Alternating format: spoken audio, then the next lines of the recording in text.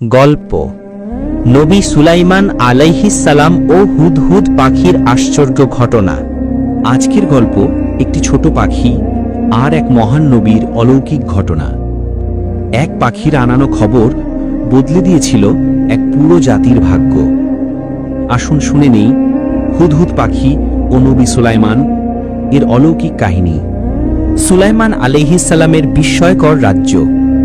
আল্লাহ তাআলা নবী সুলাইমান আলাইহিস সালামকে দিয়েছিলেন দুনিয়ার সবচেয়ে বিস্ময়কর রাজ্য।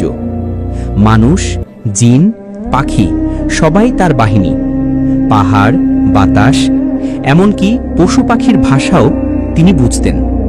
যেন আল্লাহর দেয়া এক অলৌকিক রাজত্ব। নিয়ম, শৃঙ্খলা, আলো আর ইলমে ভরা। একদিন তিনি তার বিশাল দরবারে পাখিদের পরিদর্শন করছিলেন। দরবারে নীরবতা নেমে এলো।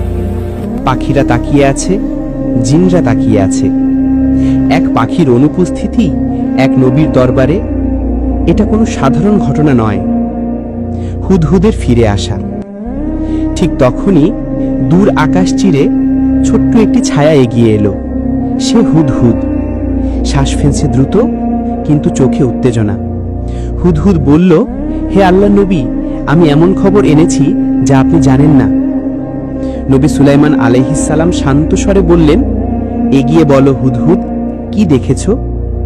সাবা রাজ্যের আবিষ্কার। হুদহুদ বলল, আমি দূরে এক রাজ্যে গিয়েছি। সাবা নামে এক শক্তিশালী ভূমি। সেখানে রয়েছে এক রানী, রানী বিলকিস। তার রয়েছে অগাধ সম্পদ, বিশাল প্রাসাদ, অপরূপ এক সিংহাসন।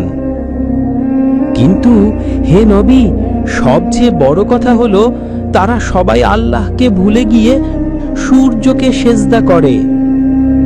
শয়তান তাদের আমলকে সুন্দর করে দেখিয়েছে। তারা জানেই না কে তাদের প্রকৃত রব। রাজকীয় চিঠি। নবী সুলাইমান আলাইহিস সালাম গভীর চিন্তায় পড়ে গেলেন। তার চোখে দায়িত্ব, তার হৃদয়ে তাওহীদের দাওয়াত। তিনি হুদহুদকে একটি চিঠি দিয়ে বললেন, এটি সাবার রানীর হাতে পৌঁছে দাও। এটি আল্লাহর একজন নবীর পক্ষ থেকে লেখা। চিঠির বাণী, বিসমিল্লাহির রহমানির রহিম। আমার কাছে আত্মসমর্পণ করো। আল্লাহ ছাড়া কেউ ইলাহ নয়, এ সত্য মেনে নাও। হুদহুদ চিঠি মুখে নিয়ে আকাশে উড়ে গেল। পর্বত পেরিয়ে, মরুভূমি পেরিয়ে, সাগরের ওপর দিয়ে, মানব জাতির ইতিহাসে এক গুরুত্বপূর্ণ সংবাদ বহন করতে। রানী বিলকিসের ভয় ও পরামর্শ স্বভাব। হুদহুদ চিঠিটি রানীর প্রাসাদের সামনে ফেলে দিল। রানী বিলকিস চিঠি খুললেন আর তার মুখের রং পাল্টে গেল। তিনি বললেন, এ চিঠি এক মহাশক্তিধর রাজা ও নবীর কাছ থেকে এসেছে। এ চিঠি উপেক্ষা করা যাবে না। তিনি মন্ত্রীদের ডাকলেন। কেউ বলল, যুদ্ধ করলে আমরা হারব। কেউ বলল, সতর্কভাবে সিদ্ধান্ত নিতে হবে। অবশেষে রানী বললেন, আমি সুলাইমানকে পরীক্ষা করব। তাকে একটি মূল্যবান উপহার পাঠাও। সুলাইমান আলাইহিস সালামের দুনিয়া বিমুখতা।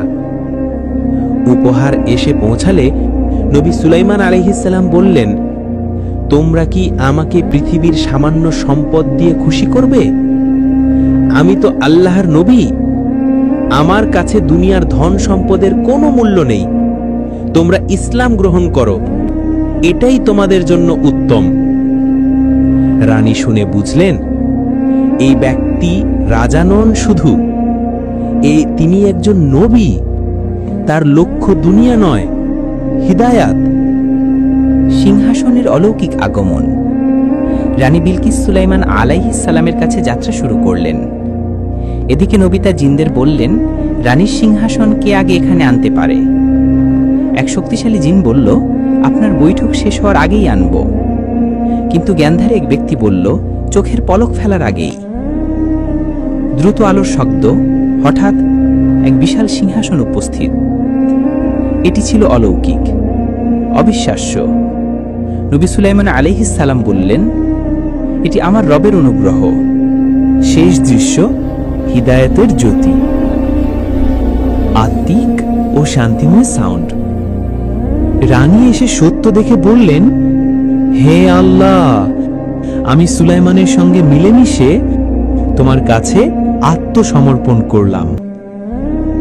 এভাবেই এক ছোট পাখির সন্ধান বদলে দিল এক রাজ্যের ভবিষ্যৎ।